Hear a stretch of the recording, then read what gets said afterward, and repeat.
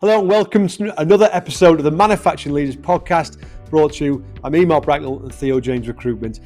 Firstly, a massive thank you to Mick Howard, the CEO of Clearly Drinks, who was the guest on today's episode. And without doubt, no disrespect to any of my previous guests, because every single person has added value. This was my favourite episode so far for me personally. So many unbelievable takeaways from this episode. You know, Mick is someone who embodies everything you want from a leader: positive, passionate, driven, enthusiastic, someone who's come from previously a forces leadership background into manufacturing, worked for a number of large corporate firms, and now the CEO of Clearly Drinks, an SME. And it's very, very clear that the business has taken on that culture, has trickled down to his management team, to his all levels of the business. And this was a great episode just to really understand exactly how you do that.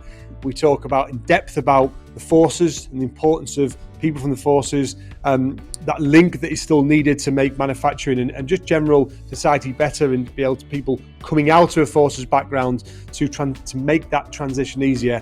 But there's so much good stuff out of this episode. I'm really excited by it. So please get a tea, coffee, watch, listen, and just sit back and just really take on the tips you will get from this episode. Please do me a favor and subscribe, like to the channel. It really means a lot, and I'm really pushing it to make sure we continue to add and share the value from leaders like Mick and previous people who have been on the podcast. So I hope you enjoy the episode.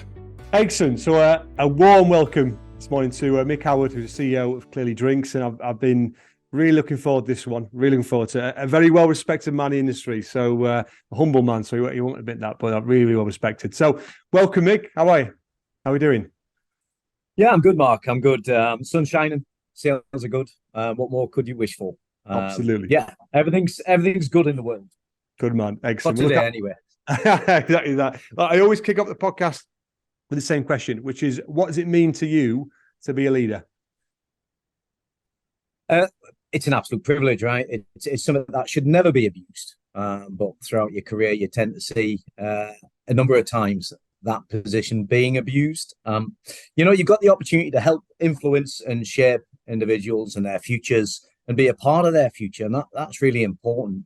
And it's exciting as well. I think not just in the workplace, but enabling people to apply themselves in their personal lives as well, and obviously grow through their values. So it's an absolute privilege. I've been really fortunate during a long career where I've been acknowledged for being a leader. It's very difficult when you talk about what's the difference between a leader and a manager, and I'll come back to that one. But for me, there's nothing more flattering than being recognised for contributing towards people's futures and their respective careers.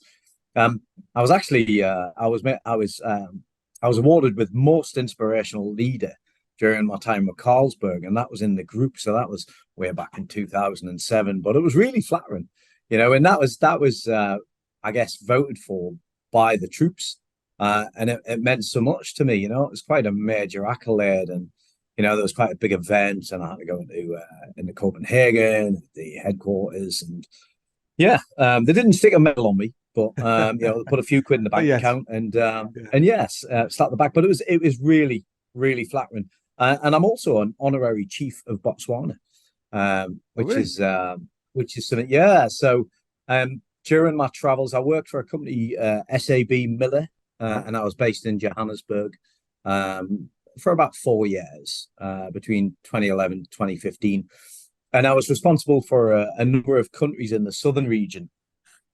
So I had 7 countries, around about 28 breweries and soft drinks plants, all the Coca-Cola plants as well. And I spent a lot of my time in Botswana as one of them countries. It's a stunning place, really diverse, and very rich with culture. And I spent a lot of time working with the local communities, particularly in Gaborone. And I became quite passionate about it. And I probably did more with the community than I did at work, to be honest with you. Got carried away a little bit. But when we decided to leave Africa and move back to Europe, a tribe from Gaborone came down to Johannesburg and presented me with a chief's chair, a throne, and bestowed luck upon me and my family and Nice. my herd. So yeah, blew me away. Something else. Is that because I know you, and we'll talk about it in depth after, but I know the cultural side is always big for you. So do you think that meant a lot because of the culture and the loyalty to society, that side to it?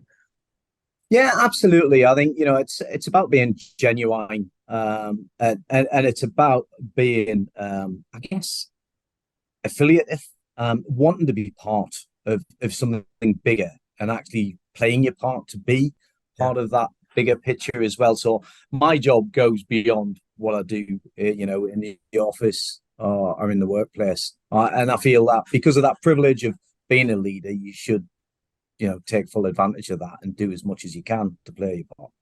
Yeah. And I guess that's my final point on your question. Sorry, it's a big answer, but I like it. for me, I've come across many managers or mercenaries, particularly expats when I work overseas, who are happy to hold the reins and let things tick over. Very limited in terms of what they contribute on vision, and certainly lack the passion. Whereas leaders, for me, are people who leave true legacies as they move on. Yeah, that's a superb answer, and there's loads of stuff to pick from there. I think I've seen a trend, probably particularly of doing this for a while now.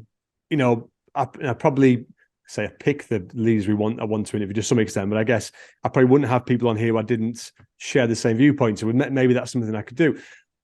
But I see a trend of good leaders who talk about privilege, who don't just want to be the boss because they want to be the boss. Do you know what I mean? Their values are very different, and they see it as a privilege to be in a position of responsibility of other people's lives. Do you think that's something which has changed over time? Because I don't think I'm 38, but I don't think even when I was coming up, I had some good managers, but I don't look back and go, that was their why now. Some of those just wanted to be the boss. Do you think that's changed? I think in every organization and industry, you come across individuals who truly inspire you and blow you away and are truly selfless. But it seems to be on the more on the minority sort of front. So yeah, it has changed. I think people are too interested now in getting to the top as quickly as possible, no matter how. It's almost an expectation that I don't need to deliver anything to be promoted. Yeah. Just be here, and I think, something's gone wrong in society there, where we've got, I'm not just blaming Generation X or Y, or Z. It's more about people's expectations, and I don't think we do a particularly good job at managing people's expectations either when it comes to personal growth and development. There's organisations who are still very much cloak and dagger when you talk about succession planning and who's in the box and who's out the box. Whereas for me, I think you've got to be completely open. The only way you can be progressive as an organisation is to be transparent and be clear and with your workforce in terms of what's the art of the possible, and actually more importantly, what isn't right now, but what needs to be developed to get there as an individual or even as a team. Yeah, and you've nailed that. And I was hoping you said a word, and you did. Transparency. That's the one thing we've seen in terms of. I think I've seen a change post-COVID actually in people's mentalities of people looking for opportunities and staying in roles. They're staying in roles and they're moving roles. People are happy basically if they have a transparent culture and progression plan when they can see. I think people are almost more demanding now in terms of. I think people realize life is short. I don't want to, wait around for what I want. What do I need to do? How do I get there? And the good companies are putting that. It's not always possible. Are putting what they can in front of people to go, look, this is what you need to do. So I couldn't agree more. I think that's a missing piece still with a lot of businesses who aren't thinking that way. Agree. I really do. Agree. Yeah, I think sometimes, my background is predominantly corporate, and it's only in the last few years since joining Clearly Drinks that it's completely different environment working within an SME, and a far better environment because of that as well. So, it is far more transparent. You're not worried about what your values or how your values are interpreted externally. What's more important is your values really reflect internally what this business is all about. Yeah, because you can have that impact without all the red tape in the meetings to get there. Absolutely. Did you struggle Absolutely. with that in terms of coming from a corporate environment to an SME? What was that transition like? Uh, I, it it was a challenge because in corporate, yourself, there's plenty of sort of guidelines there. You're inundated with policies, lots of barriers, and lots of decisions being made by committee. So you never quite feel exposed as an individual in a corporate. You come into an SME, I liken it to a nest full of baby chicks. Sorry, it sounds really cheesy, but they all need fed, and they're waiting for you to feed them. Yeah. And you're making the decisions, you're feeding that team, and you've got to instill that confidence that what you're feeding them is absolutely right. You may not feel that inside, right? But you've got nobody to fall back on. You haven't got that breadth and depth as you have within a corporate. I reported into the board in my last two roles before I came here, but nobody made a decision without at least three committees to, ratify that decision. Whereas here, a seat of the pants stuff sometimes in an SME, because you need to move quickly. If you want to be on the front foot, you've got to go. So that takes some transitioning to get used to that. I've always been driven by challenge and, the opportunity to be able to improve on somewhere where it's already great. But to do that, you've got to instill that trust and confidence in your team. So you've got to feed them baby chicks, and they've got to be confident what you're feeding them is not rubbish. Yeah. Does that make sense? Yeah, no, it does. It's an analogy, because it's interesting, because we sometimes have, for not just senior level, but any level, clients will say, "Oh, she can't. They won't make it here because we're an SME. They're from corporate world. They won't be used to what it's like." But actually, I think the right mentality, I think it's a perfect shift. I really do. Yeah. It's but yeah. Go on. Sorry, I think that there's probably two words, and it's probably unfair to say that in a corporate it's far more autocratic, but it is more limiting for individuals to thrive. Yeah. Whereas in this type of organisation, it's very much affiliative. Yeah. So every move you make, every step you take, I'm not going to go into the police. Keep going. You can feel it, right? You feel everything you do. Yeah. In an SME. Yeah. Immediately. Yeah, and at an operations level, you can see a difference in your P&L probably that month instead of a year down the line. Absolutely, and that's the important thing. I think that's where you can thrive or you can fall by making them decisions. But you've got to be really informed. Yeah, it's interesting because virtually all but one of my management team, I've took 5 people from over the last years. They've been with us for anywhere between 2 and 6 years now, from enterprise rent-a-car. So the very corporate environment, ex-grads, very, very, very good at what they do, but almost had to knock the corporate out of them when they come here, because they've been put in a box, and that's why they moved, because they wanted some freedom. But actually, if you can hone those skills, they're brilliant, because they're used to a very structured, organized, process-driven environment. But then it's been my job over the years to try and get them to be themselves and get their personality out, and then allow them the freedom to make choices quickly. And that's been a game changer, I would say, for my business. But it's interesting because they've all got the same traits when they come. It's bizarre. Yeah. Yeah, no, absolutely. And it's great to see that. And some people don't make it, and they're not used to not having that comfort blanket around them, that fallback. Yeah. Don't get me wrong, we're not ruthless, but you can't hide. You're right.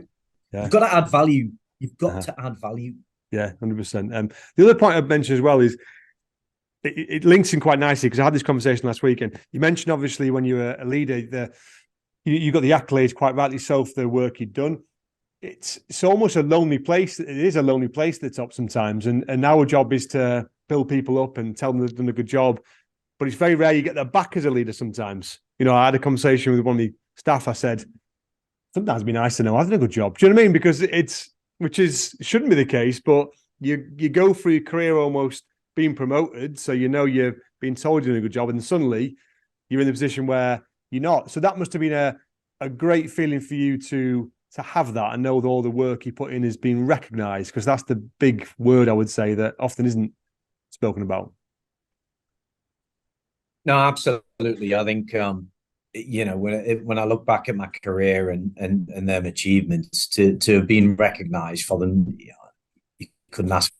It's it really is humbling. I actually, as you said, I'm in that position now. I don't expect it. I think my job is to make sure that we recognise those who work around us and with us, and at the right time as well. And it's not always recognising them for doing something well. Actually, it's recognising them for when things haven't gone so well, but actually stepping in at the right time to G them up. Make sure there's that moment of reflection of, well, what learnings are we going to get from this, and actually what do we do differently going forward. And I think that's really, really pivotal. It's really, important for those individuals to at their lowest ebb, feel supported and recognised. It's not always about doing the job great. Yeah, 100%. Yeah. So you've got to have your eye on the ball all the time, haven't you? It's in an organisation. I know one of your questions that you flagged up for me last week was really the importance of a CEO and leading from the front. And I think that's the important bit for me, is to be able to recognise what's happening with your people around you at any level in the organisation as well. And it's very difficult to return that level of intimacy with everyone. We're back into growth, which is great. We're recruiting very actively, and it's just trying to keep on top of, right, who's coming, what's the background, what do I need to know about them, because you need to be accessible as well, right? There is no excuse again, and there is no hierarchy in this business, but there's respect. So I think it's really important that you can reach out to people and they don't feel overwhelmed or uncomfortable, that you're the boss and, you're asking them how they're doing or how their wife is or how the kids are. And that's what I think is really important in terms of leading from the front, as being part of a team, not leading the team, but being part of it. Where do you think, because that's obviously a big part, you can see that, you can feel that culture in the business. Where do you think that comes from in you? Is that something that you almost saw in previous businesses and want to carry through, or is it part of who you are? Why is that important to you? I think it's part of who I am. I started my career at 16. There was no uni for me then. I picked up my studies as I went along. So I went straight into the forces as a junior leader. And I think that's where them traits and characteristics were really instilled in me. You've got to be part of a greater thing there to achieve. You go at the pace of the slowest man or woman, right? So that team ethic was really instilled at me from being very young at 16. And it's something that really, I think for me, I got it straight away. I was passionate about it. And it drove me really, with conviction that I seen how it could work really well. And that's how it should be applied in any organization that I was going to work in. And even in a corporate, that's what I drive, that mindset, as being, stronger together. It sounds as cheesy as it is.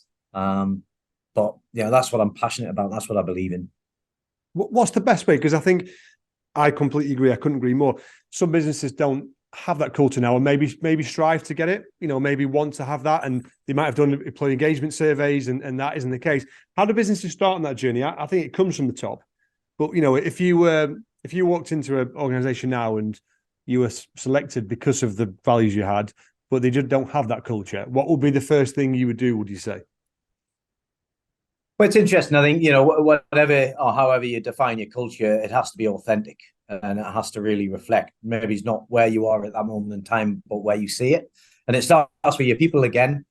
I think, for me, if you look at, you come into a business, whether within a function or the entire business, then the first thing you do is you immerse yourself, your 90-day plan, for instance. You get under the skin of it in the first 30 days. You speak to the historians, you speak to your people out there, you get an understanding of actually what makes this business great and where are the frustrations. So it's about embellishing on the stuff that's really great, and rolling that up into them values, and actually then focusing on the stuff that's not so good and addressing them, but in a collaborative way.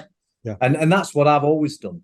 So if you look at that 90-day plan, I've always done sort of a health check Whatever role I've gone into or business, I've had my own way of actually, you're almost auditing, but not in that unfriendly way. You're just doing a baseline assessment. All right, what things work here and what don't. So celebrate the stuff that works, as I said, and really focus and get everybody around those things that aren't working but need to be addressed. Yeah, perfect. And I mean, giving Seb a voice is exactly that, and understanding where the issues lie. What's the best way to do that? I mean, how have you done that as a business? Is it, open forums? Is it staff surveys? Is it just, the consistency? What's worked for you, would you say? I don't think there's a better environment than actually getting in a room with people, and team by team. I think the problem is if you put too many people in a room, that can become a bit prohibitive. Some people aren't comfortable opening up. So you've got to get the size right, and you've got to get your audience right, and more importantly, you've got to apply yourself in the right way and pitch to the respective audience to get the best out of them as well. It's when I was coming through the ranks, let's say years ago, one of my bosses said to me, you've got to be able to do the bar room and the ballroom and the boardroom with the same level of authenticity and belief and trust, and it was probably the best bit of guidance I ever got, so whether or not I'm in the middle of the factory talking to the guys there, or I'm around a boardroom, or I'm talking to investors, you've got to be consistent, and you've got to be authentic. Yeah. And I think that for me is how, I guess I didn't answer the question in its entirety, but for me, when I came into this business, I broke it down. I got small pools of people, cross-functional as well, because I wanted to break down the silos and start to talk about some key themes of what I had seen and witnessed during my early stages of that transition, and actually then press to test to say, look, this is what I'm seeing. Is it just perception, or is there substance there? And if there is it a frustration of yours? Is there something we need to do about it? Yeah. So it's the honesty piece as well, isn't it? To, you're not your role, but you're part of it, and you can feel it, and you're right there with them. How have you? Culture's always been almost number one priority for me in the business. Something I've struggled with personally in the past, and this is probably through strength. I've learned to be stronger, I guess, as a manager, but I struggle with it. Is if there's someone in the business who doesn't share the values, and it that rears its head. Have you had to deal with those situations where it's apparent that is damaging the culture? Yeah, absolutely. It's I'll be mindful of how I position this. But when I first came into this business, there was a need for change. We had that burning platform. We lacked vision and leadership. We had them baby chicks in abundance. We got a fantastic team here in the business, but there just needed to be more vision and direction and leadership. So I had to go about changing the shape of the leadership team, but not without first of all ensuring that those incumbents were given every opportunity to, I guess, repurpose and think about what part they wanted to play. So for me, that was an immediate team. This is how I want to shape the organization after spending that time immersed, at the grassroots. This is what we need to do. This is what I'm passionate about. Who wants to get on that journey? And that'd be great. And raise your hand if it's not for you. And in that first iteration, I had a few who just said, look, I've been here and I don't see this as the way that I want to participate. I'll be part of this business. So, we'll shake hands and wish you luck. There are others that, you've got to actually understand, how did that individual end up in that position of authority, that leadership position? And most people are promoted because they were good at that job, what they did. Mm-hmm. Very few are prepared for moving into that next role, particularly as leaders. And it's a big failure, particularly in corporate. I've seen it time and time again, but it was no different here as well. And where individuals had been promoted for doing a bloody good job at where they'd come from, they hadn't been prepared, nurtured and developed into that role. And actually, when they'd spent time in that role, they felt that it was just too much for them. Yeah. So again, it's about, let's repurpose you. Let's get you in the right role here. You know, it sounds pretty clinical, doesn't it? Repurpose. But you know what I mean? I think it's not for everybody, but you've got to make changes swiftly. I mean, I went through an 18-month turnaround in this business. I had to. Yeah. It was critical for the long-term future of this business. And that means, unfortunately, is that it sounds ruthless, but there are casualties. There are people who maybe don't want to go, but they have to go. And you performance manage them. And that can be onerous, but it's the right thing to do because it's fair for the individual and it's fair for the business for them to realize that actually that role is not right for them. Yeah. But support them in terms of getting out there and finding what's right for them. And I think what's important with the people who left this business in almost every circumstance, they left to go back into a role that better suited them. Yeah, excellent. And yeah, you talk about baby chicks, I guess, aren't you?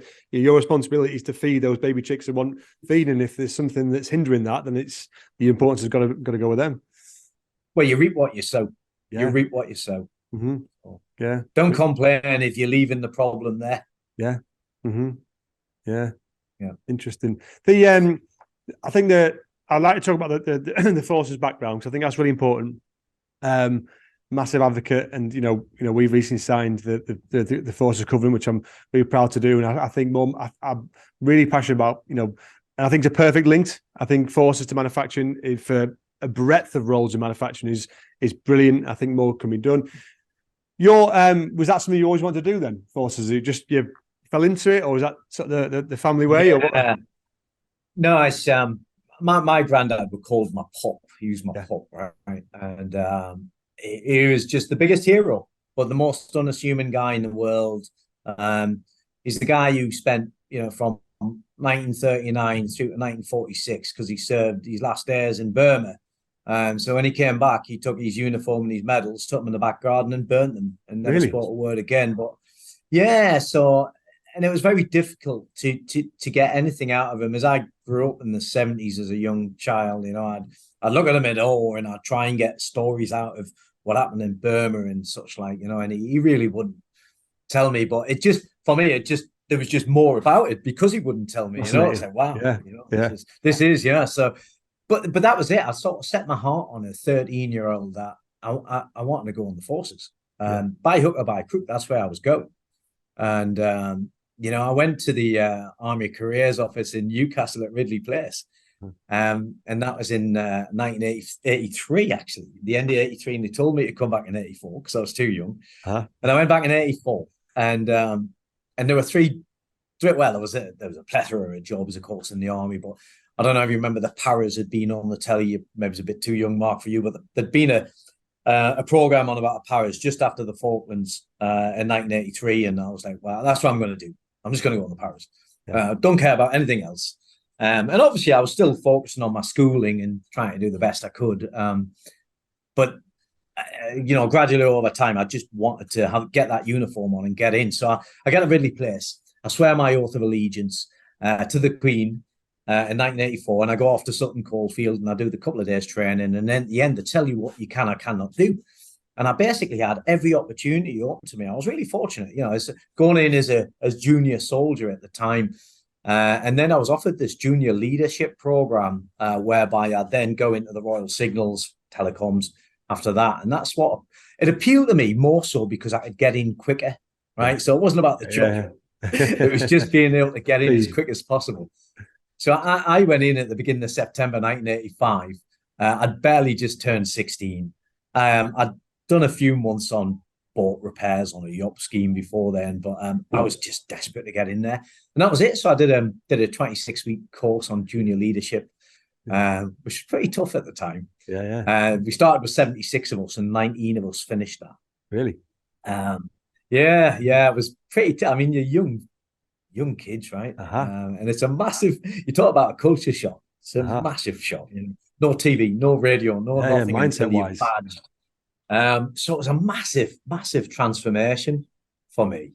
But it was also, I think, my saving grace. It really was, it's I could have quite simply gone off the rails as a 16-year-old, and I think it kept me on the straight and narrow. And then the opportunities came, I spent a few years traveling around. I was based with down in Dorset with the Globetrotters, they were called at the time. So fortunate enough to travel the world a lot. And then It was almost, it got to a point in the early 90s where I was settling down.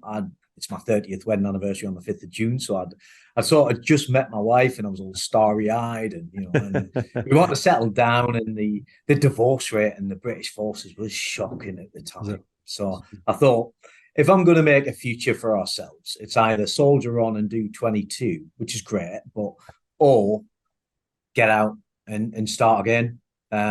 So that's what I did. I came out and I thought I'd just walk into a job in telecoms.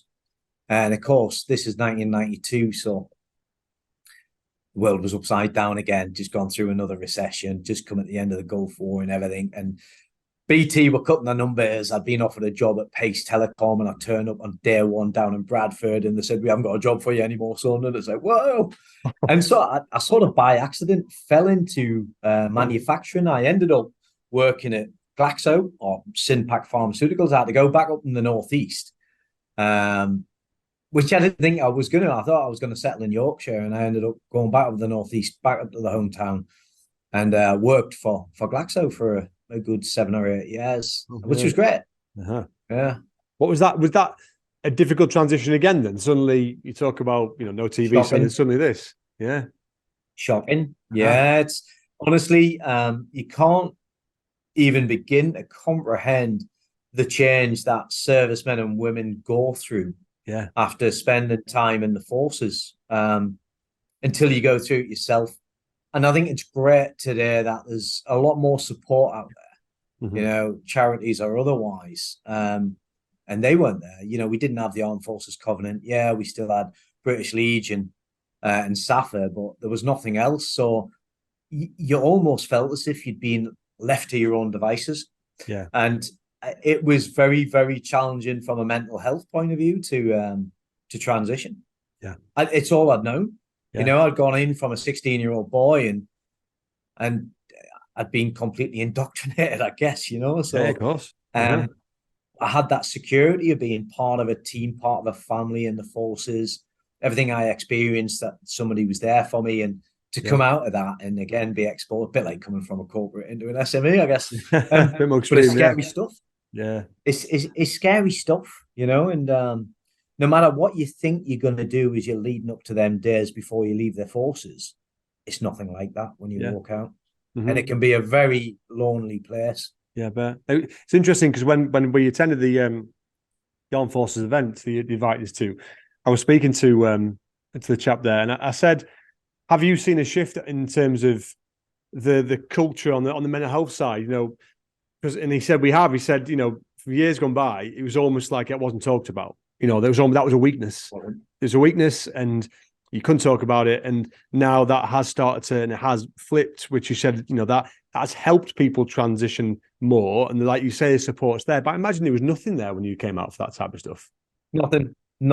And it was probably, I've some very good friends still do, who obviously did the full 22 years plus and, served in many conflicts. And it was only during sort of the second stage of their career where they were able to reach out and seek support.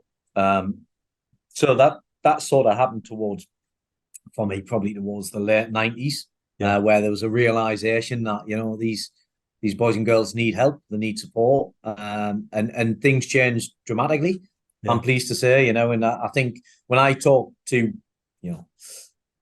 serving or otherwise, particularly where we've been along to the, the Covenants dinners or such like, and you can see that things have changed, thanks for the better. But I still think there's always more we can do. They don't know what they want to do when they come out. Some of these guys and girls, and it's our job to help them. And for us, being able to support somebody coming in, maybe this isn't the industry for them, but at least if you give them the opportunity to come and take a look at no risk and help them get themselves prepared, I think we should do all we can. Yeah, I completely agree.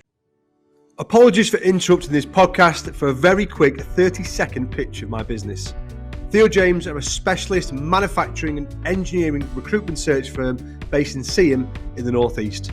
If you're looking for any staff or a new opportunity yourself, from a semi-skilled level right the way up to C-suite executive, then please get in touch. we have a specialist consultant in each discipline ready to help. I'm extremely proud of what we've built over the years, and I'd love to extend that service out to you. Thank you. Enjoy the podcast. It must be a very difficult transition for people who, let's say you've been there for 15, 20 years or however long, and you are top of your game, leader, and then suddenly you're in unfortunately, a lot of people then have to start right at the bottom of the ladder again. And almost the frustration must be that, God, you don't know what I've done in my career. Do you know what I mean? For the people around them.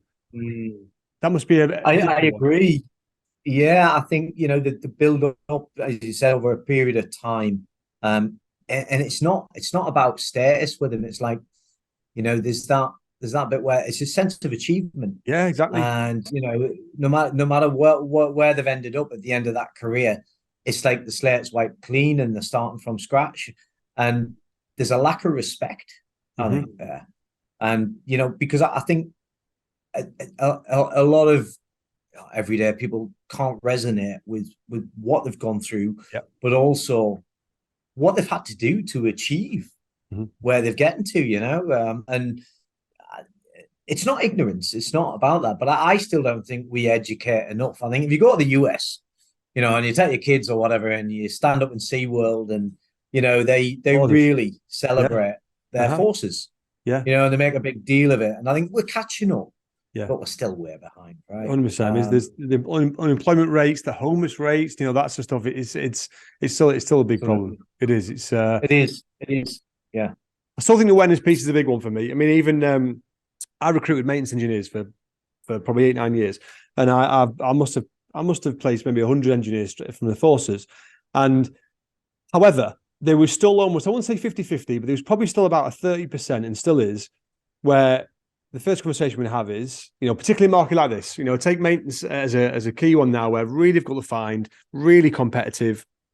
Conversation we'll always have it. Would you look at someone from the forces? And some people are like, oh, brilliant, excellent. Yeah, we've had X, Y, and Z. Other people, and people tend to, if they tend to go off past experience, oh no, we've had someone in the past and you just couldn't adapt. And almost that's then the stigma of, no, they have to get told what to do, and it's always really frustrated me. Probably because I've seen so many times the other side of it, and you can have, it doesn't matter what background, people are still going to let people down. But it's almost they put that if it's just because the forces, not because they've worked in food. Or it's a real frustrating one. Do you think manufacturers still need to catch up a little bit on that side to it? I think there's two parts to it. I think absolutely, employers, manufacturers, there's a bit of catching up there, and there's a bit of education for us to be had. But also, I think for the armed forces as well, because for all they do their resettlement programs, I don't think that they talk enough to the private sector. Yeah, whether that's manufacturing or otherwise, to gain the right up-to-date insight. I still think it's a bit sort of looking back rather than looking forward. I don't think they keep up the speed and up the pace with where industry is today. Yeah. So I think both parties need to play a part there. Yeah. But I agree. I think there is a stigma still from a broader perspective that, it's going to be difficult bringing somebody in, there's a big transition and it never works out, so we don't go there again. I've heard that before as well. Thankfully not here. I think, everybody gets their opportunity based on what they bring to the party, irrespective of who we've had in the past. It's but yeah, there's a bit of work to do. I'm right in saying you're close. You've got your gold status now, have you, with the Government Skills Ring? Is that right? We're hoping. Yeah, we'll find out in July. So yeah, tell us about how that works then, with people who don't know about that. Well, obviously, at any level, we're there from a policy point of view to support reservists, ensure they get the right time off to be able to go and do the stuff out there. But what you do when you get the gold, I think the biggest difference, because everything else is pretty similar, the biggest difference is that we're giving them paid leave to be able to go and do that reservist service as well. So that's our commitment to them, and their job's still there. And so it's a very small gesture really for us to do, to make sure that we still got that scale of representation, not just at a regular level, but as importantly at a reservist level. I'm a big advocate of reservists. Yeah, perfect. And you bang on. It's the link that needs to be improved. Recruitment agencies, organisation themselves. It's not just like the apprenticeship situation, really, where there's still almost a bit of a missing gap between making sure there's a nice stream of people coming through and actually where they go to after that. It's a similar situation, really, I would say. Absolutely. I think for us apprenticeships, it's just a continuation, right? It's you don't ever end. You can't afford to end, otherwise you're going to get caught out. So you talk about a pipeline there. For engineers, ours is a constant. And we've got a good track record. But I just like more and more. We've extended our apprenticeships throughout. So we've got apprenticeships in operations for operators, world-class operator program. We've got apprenticeships throughout the support functions within, finance, within admin, within HR. So I think we've got to be able to offer, from a broader perspective, an alternative to young people coming out of school who don't want to go to university, can't afford to, don't know what they want to do, but actually as an alternative, be able to come in and, join an apprenticeship scheme, which is fully supported externally, of course, and know that there's a career at the end of it. Yeah, exactly that. And you're right. It's still stigma around. I think people don't understand the breadth of apprenticeships, in finance, in HR. It's not just on the shop floor, there's so many. I mean, I met at that event, I met Angela's apprentice, and she was tremendous, and he talked about culture and values and confidence to have conversations in quite a nerve-wracking situation in a small room. Brilliant. Really good. I like to think, if I look at our apprentices, I'm biased, but they're role models. They're ambassadors for our company. Yeah. Because the next generation is what we need to be focusing on. Encouraging them. We've had this discussion before, where we've talked about the challenges that manufacturing, logistics, and such like are challenged with now. Where it's not seen as attractive anymore as a career option for young people, and we've got to make it attractive again. So yes, there's the value proposition, what's in it for me and everything, but actually there's a plethora of opportunities. Again, it's very broad when you walk into manufacturing. It's not just about producing that product on a production line, but it's actually how all them support mechanisms work as well. Mm-hmm. Yeah, I agree. And I think people talk about more needs to be done with schools, which I agree with completely, and at a younger age. I also think more needs to be done with the parents. If I think about my journey, I went to university and I took a gap year.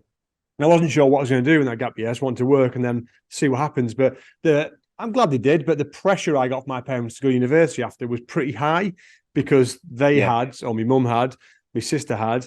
But actually, if they were aware, if they were like I am now of the opportunities that come from apprenticeships without the level of debt, etc., then that could be a much more viable option, because people still listen to the parents. So I think that's a gap. Yeah, I agree, Mark. And I think, there's more than one route, as you said, to a career. So don't get me wrong. I'm, again, big supporter, a big advocate of, universities. But also, with apprenticeships or adult apprenticeship schemes, you've got management degree apprenticeships now. So it's never too late, as I said. I mean, most of my education came during. So, I went to Loughborough University, I did an MBA. But it all came, and it was fully supported as well, which is great and very appreciated from my then employers. But it's never too late, I guess, is the point. So if somebody feels that they've missed out and the opportunity's not there, well, they're wrong. Yeah. It's still very much there. And for me, it's all about, if you've got the drive and conviction and commitment, we'll support you and you'll get there. You must be incredibly proud. Yeah, you might not admit it, but you must be incredibly proud of the career you've had, the business you built, the textbook. You are a case study of someone who's come out of the forces and progressed with big businesses and the position you are in now. Do you reflect? Do you ever spend time and reflect on the career you have and have had previously, and be proud? No, not really. Yeah. Do you know what? Because I'm not finished. So don't get me wrong. It's not like I'll never blow my own trumpet. As I said, I'm pretty self-deprecating when it comes to that. I get a bit embarrassed, but It was bad enough for me to tell you that I'm a chief of Botswana, but I'm not finished. I don't know what I don't know what that looks like, and that's exciting, right? So yeah, I always had these little stepping stones in my own mind. I wanted to do this by this point. I wanted to achieve that by that point. But when you have a career map, what's really important is that substance that sits behind it. And what happens if you don't get there at the first time of asking? Have you still got that conviction and drive to go again and take them learnings? So I reflect on things like that because when I spend time mentoring a number of people that I do, even overseas, but also coaching my team, I think it's really important to use my history where I can to share the pain, the challenges, but that's not it. It's not the end of the world, and you can go again. And so I think for me, it's always about just continue to believe in yourself. Just keep going and let's see what could be, what you can realize. When it comes, who knows? It's not about being in the right place at the right time. My wife will tell you that. I've flogged my guts out, right? But not at any cost. If you can't be part of a team while you're getting, you're not going to be that resilient leader and that individual who can feed them chicks even in the toughest times. It's a crap analogy, I know, but it's been called feeding baby chicks this episode. Yeah, that's right. And if they hear that I'm calling them baby chicks, they'll probably knock 7 colours out of me. But it's true, right? You're almost like a fatherly figure, really. Maybe it's a reflection of my age, but you've got big responsibilities, as you said right at the beginning. As a leader, massive responsibilities. And it's important that we share our knowledge, share our experience, and support those around us who feel it at times. There's not a week goes by when I can see somebody feeling the pressure, and you can see that from a mental health point of view. You can see that strain. And for me, first and foremost, I always say, look, we can work this out. You're taking too much on. Let's take a step back. Let's break this down into bite-sized chunks, because at the end of the day, we're only putting pop in a bottle. It's not worth your health. Yeah. So let's see how we tackle it. Yeah, I've gone off. Peace. No, yeah, really interesting. Really interesting. You talked about getting people to learn from your own mistakes, and you've had a wonderful career so far, and still lots to go. Can you pinpoint any either situations or times of your life, I guess, that you've almost gone, this is a big challenge, and you've helped people from that? Yeah, definitely. It's a fine line between being in control and out of control, and being completely overwhelmed. And I think everybody's been there at certain stages within their career. And I always reflect back to a role that I had down in Tadcaster, actually, at John Smith's Breweries, where I was probably working at times up to 100 hours a week. When they say don't work hard, work smart, it was never about that. Nobody intends getting into that position, but it was a major project, and I felt as if I had the world on my shoulders, and I was grinding myself into the floor, and I'd be there literally morning, noon, and night. And even when I was trying to rest up, my head was spinning, and it really wasn't healthy, and I always remember one of my very good friends. He's now retired and obviously sitting in the sun, but he said, look, mate, you've got to take a step back from this, and you've got to really get some structure around what you're doing. If you think about leader standard work, or getting work in rhythms, but you need that, and you also need to look at why things aren't working and what we need to do differently. But he says, ultimately, one of the biggest things that can help you is get the structure, get the rigor, but instill that self-discipline back in yourself and live by that. So if things are spinning in your head at night, a simple tip he gave me was take a notepad, get it out of there, get it on the notepad. Well, you can do it with your iPhone now, right? And just leave it, because then you can sleep. Because how many people torture themselves with these things going around in the head all night so you don't sleep? You feel terrible the next morning. And, the first thing that's on your mind is just addressing that. But you've sort of lost the plot at that stage, right? So I think it's about get structure, take a step back, allow yourself time to rebase yourself, re-energize yourself, and prioritize what it is you're doing.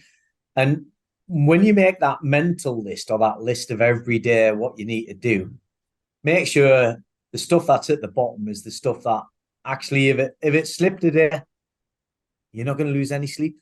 Yeah. They're nice to do's, Brilliant. Love that. Because that made a massive change to me. A massive change. I was pretty selfish. The wife and the kids, it was just a blur. And it did, he just said, you got to step back, mate. You've got to go and lock yourself in a dark room, whatever it takes, but repurpose yourself again. Get a plan. Like that. It's linked in with what is now become popular and, been a massive game changer for me, not just with business, but in life. Journaling. It's the same thing, isn't it? I probably as men as well, we're probably not great at talking, and journaling has helped me, whether that's be just business stuff or family stuff, whatever it is, just get it down. It's out of there, isn't it? It's been around. But you've got to get it down, otherwise you'll go crazy. Yeah, brilliant. And look, this is nicely segmented into the last bit, because that's great stuff there, which is a quick fire stuff, which is never that quick fire. We'll have a go. Who's the best manager? You don't know any of these. These are all surprise ones. Who's the best manager you've ever had, and why? A guy called Nick Webb. He was VP for Europe with Carlsberg. And when I talk about the bar room, the ballroom, and the boardroom, the guy had it all in abundance. He was a real street fighter, right? He really was. He'd come from the grassroots, but he was so level-headed, and just everything he said sort of just seemed to take the sting out of the situation. His coaching was brilliant, just brilliant, and he was very personable. Nice. Just made a massive difference. I was in my 30s then, and he just had a massive influence on me. Does it give you a good feeling that, I imagine a lot of people will say you? Do you know what I mean? Is that something that's important to you? If we ask this question with someone in 5-10 years time, is that important? Like legacy, I guess, is that important to you? It's the legacy. Yeah, I think it's really important. I think it's we're there to shape others, not ourselves. And so definitely important. Biggest influence from the business or sporting world or famous world, if you like? Cool. Biggest influence. I've said this before, but there's a few. If I think about sporting, I probably look towards somebody like a Jack Charlton. Mm-hmm. To be honest with you, humble background. I know him and his brother came through the ranks, but if you look at what Jack achieved throughout his career, and when he was really against it as a manager, and to come out of it, the other end, phenomenal. So I think he's always an inspiration to look towards. There's plenty of other sports people, of course. I'm biased. I live in Sunderland and I'm a Newcastle fan, honestly. I'll always say. Yeah, well, Jack Charlton was next Chef Wed manager, so I'll definitely give you that. So I think Jack Charlton just was such a great influence over football, and likewise with Bobby Robson. Yeah. Business wise, I think there's a few, but I think if you look at what the likes of, you read about how Steve Jobs made his way. He's always again an inspiration. Again, there's too many, and I take different snippets from different individuals, and not just what they did. What's important here is how they went about the business, really. Plenty there, plenty. Like it. 3 words that you say make up a good leader. 3 words. First people in mind. 3 words. Authenticity, passion, and belief in others. Belief. Nice. Stick with the third one, belief. Yeah, nice. Best book or podcast you've ever read or read, would you say? Anything which has helped? The best book I ever read, there's loads. There's the Collins books and Greater Good and stuff like that. I've got to say, I'm not an avid reader of the entire books, but The one that stood out for me was my first 90 days. Okay. So it's the process from that and the learnings from reading that book has helped me for the last 20 years position myself and get myself prepared for the next role, whether within the same organization or moving to another organization. By far the best book I've ever read. And that's 90-day sprints, goal setting, that type of stuff, is it? My first 90 days, yeah. So it tells you how to set out your stall and really think about the things you need to consider as you're stepping into a new role, what pre-preparation you need to do, but how you do your own personal stop, check, and think and act all the way through that. Like it. Excellent. So, yeah, brilliant. Game changer. The final quickfire, which is difficult to answer quickly, but how do we improve? There's one thing we could do to improve the future of manufacturing. If we could wave a magic wand, what would it be? I think it's all around the sustainability agenda for me. The magic wand would be being future-proofed and ready to face into it from a net zero perspective. Yeah, that's going to attract that next generation anyway, because I do think that's core to them, that generational belief. It is to ours, but actually to be able to proactively contribute while meeting with them, them expectations on that agenda would be something else. I think we're all baying to try and get there, but we know it's a long, drawn-out journey. Yeah. It's not impossible, but there's lots of barriers. So actually, to be in that position now would be phenomenal. Have Clearly Drink started on that journey to that side then? We have. We are carbon neutral. We achieved that last August, which is great for a manufacturer. So completely compliant in Scope 1 and Scope 2.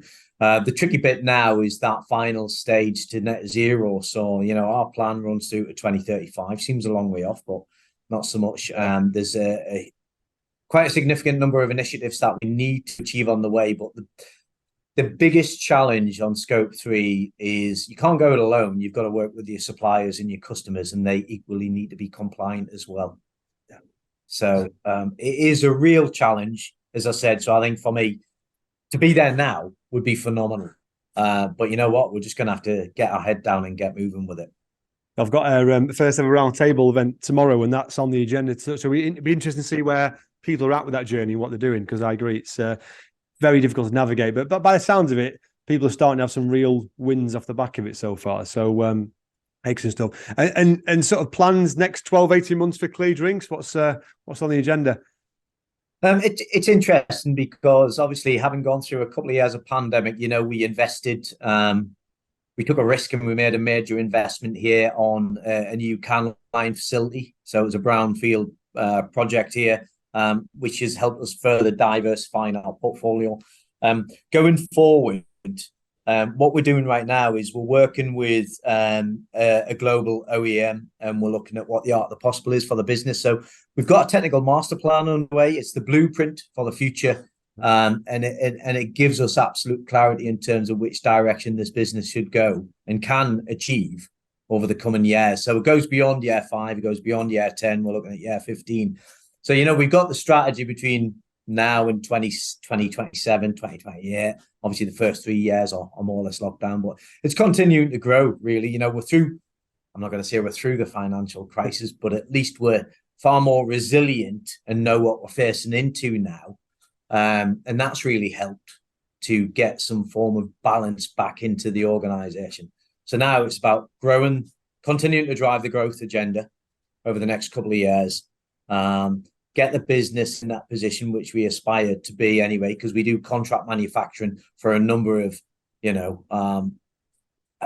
massive brands. I've got to say household brands, which is great. Sorry about that. But we also have our own brands as well. So it's about continuing to drive our branded journey. We're in all of the retailers with the exception of Asda. So Asda's next on the list. But also with the contract, it's continuing to grow that as well, because, we work with Bridvic, we're starting to work with Pepsi, we work with Fentimans, we work with Carabao. So we work with some fantastic customers there. So more of that, really.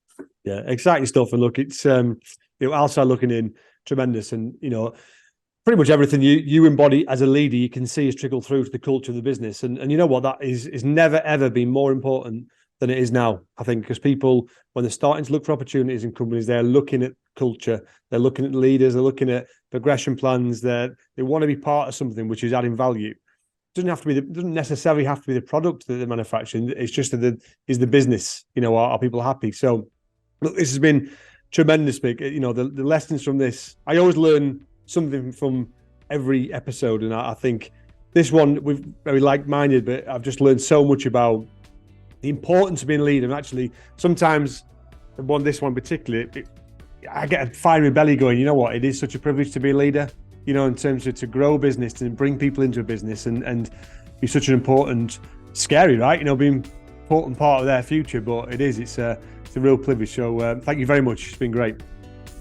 No, likewise, Mark. We'll be in touch soon anyway. We're desperate for engineers, so we'll speak soon.